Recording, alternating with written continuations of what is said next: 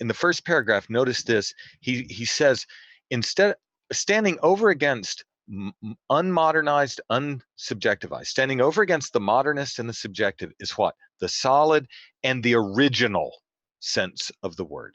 The original sense. Note this in terms of what Vos is after. When Vos talks about the original notion of real communication from Jehovah, ask our listeners this: where does your mind go in the biblical theology to find original revelation, original real communication from Jehovah? Your mind goes back immediately to where? To the pre-fall environment in Eden. And so we need to think back in the biblical theology to the pre-fall situation, where we need to recall that in the original sense of the term, we have to think of two fundamental categories. We have to think of Adam created as the image of God, and we have to think of voluntary condescension in covenant that addresses Adam as the image of God. When we think of revelation in its original covenant historical sense, we need to make a distinction here, and I think this is very useful. Vos makes this distinction, Bavinck makes it, Van Til makes it. It really helps set Reformed theology over against not just modernism, but Roman Catholicism on this point. But here's the point.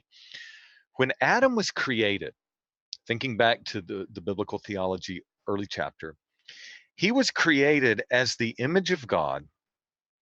And in terms of natural or general revelation, he knew God. Put it differently, he had a natural knowledge of God that was conferred upon him in the act of image endowment. Now, it's just that image bearer who knows God by nature that the Westminster Standards say God voluntarily condescended in covenant to give Adam, in his natural obedience, to give him through covenant the possibility of fruition of God as blessedness and reward. Creation then brings into view natural knowledge of God, concreated, the sensus divinitatis, and voluntary condescension brings into view covenantal knowledge of God. The former is given by way of creation, the latter by way of voluntary condescension. And here's the formula. This is the formula for our listeners to understand. This is the deeper Protestant conception in a nutshell. The natural without the covenantal is blind. It cannot come to fruition. It cannot advance a state. But the covenantal without the natural is empty. The covenant doesn't address anything unless it addresses Adam as image of God, naturally knowing God. So when you think back to Adam in Eden, and you ask the question, what is the Reformed view of a real communication from God to Adam in the original setting of Eden prior to the fall? In other words, if we're good biblical theologians, what does that look like? Well, here's what it looks like. Under the covenant of works, God gave to image-bearing Adam a real communication from himself directly in history that consists in positive verbal revelation. And so from the outset, even though Adam knew God naturally, the sensus divinitatis, the requirements of God were stamped onto Adam's being. He was in natural religious fellowship with God. Mm-hmm. But in that context, and Canon, this is something we can develop in light of texts like Westminster Confession 7:1, Westminster Shorter Catechism 12. What does God do? He gives positive verbal revelation, inerrant and authoritative, to Adam regarding the path for advancing that natural fellowship to glory. And so in an act of voluntary condescension, there is in history a God-breathed word that bears directly on image-bearing Adam and binds him to perfect, personal, exact, and entire obedience.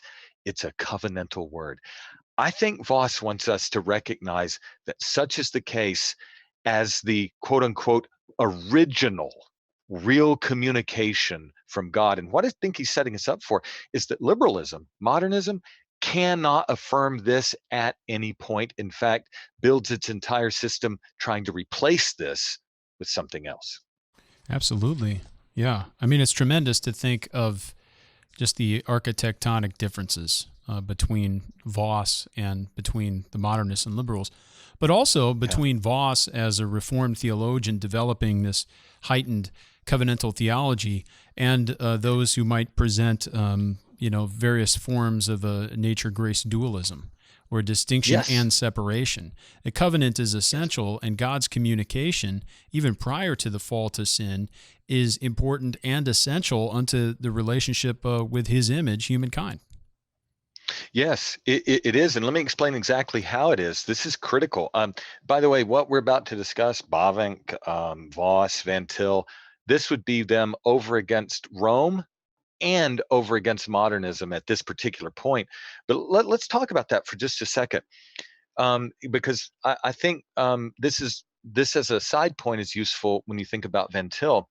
Um, the natural knowledge of God was given to Adam as an image bearer.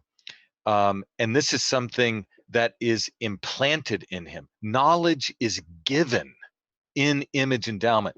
Now, Roman Catholics, as well as modernists, of course, they deny original natural fellowship with God.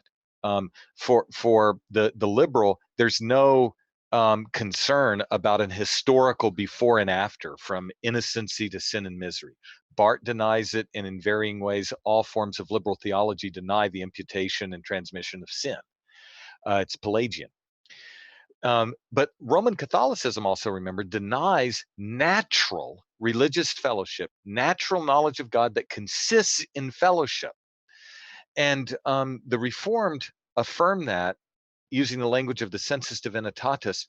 But that natural knowledge of God that coincides with being an image bearer cannot reach fruition as merely natural. In other words, Adam owes God everything as a creature. And what does God owe Adam for his obedience, natural obedience?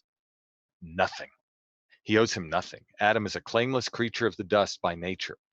But God does not leave Adam in his natural state. Genesis 2:7 instantly transitions to Genesis 2:8 and the placement of Adam in the Garden of Eden, and brings to bear on him, in an act of special providence, the voluntary condescension of covenant. And what is the essence of that voluntary condescension? It is this: it is a positive, special verbal revelation from God, inerrant, carrying the very authority of God in the very words that come from God himself, offering him what? Offering him the fruition of that natural religious fellowship as it climaxes through covenantal obedience. Covenant is the means to the end of bringing the natural religious fellowship with God in Eden to its eschatological climax. See, this is foundational to everything we hold dear as Reformed theologians. So the covenant confers on Adam's natural obedience that which can consummate.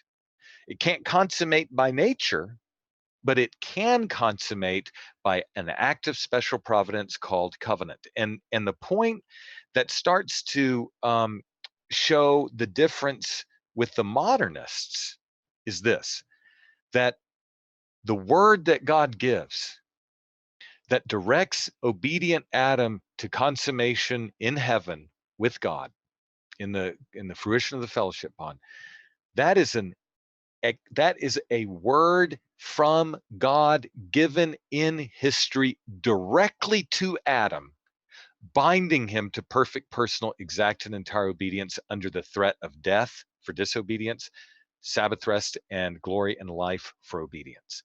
See, that in other words, the the what you think about the mode of reception of prophetic revelation is going to be determined by whether or not you believe in the mode of Adam's reception of revelation in Eden, consisting in a divinely spoken, positive, authoritative word. It's that that I think Voss is saying the prophets are presupposing. So let me put this in a broader context.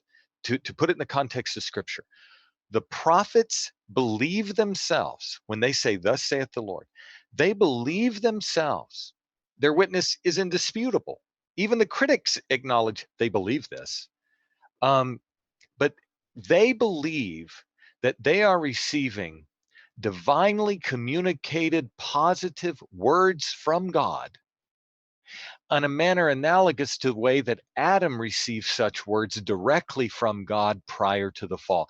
There's a seamless continuity between the prophetic reception of the words from God and the giving of those words to Adam before the fall, and now the giving of those words to the prophets after fall. There's an organic continuity between the special revelation pre-fall and the special revelation post-fall, and that continuity in part is that these are words given directly by God to prophets, to image bearers in history. And it's this that all modernists deny.